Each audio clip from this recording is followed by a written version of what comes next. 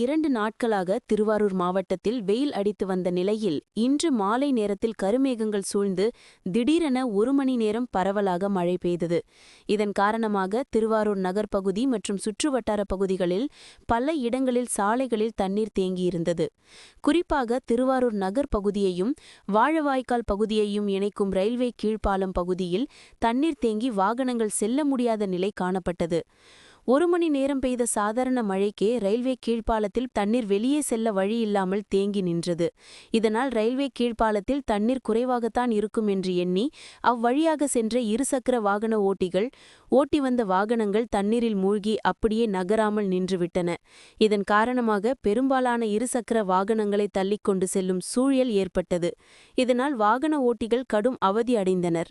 சாதாரண மழைக்கே தண்ணீர் வடிய வழியில்லாமல் தேங்கியிருந்த சூழலில் பொதுமக்களை அவ்வழியே செல்லாதவாறு அறிவிப்பு செய்யாத திருவாரூர் அரசு நிர்வாகத்தின் மீது பொதுமக்கள் கடும் அதிருப்தி அடைந்தனர்.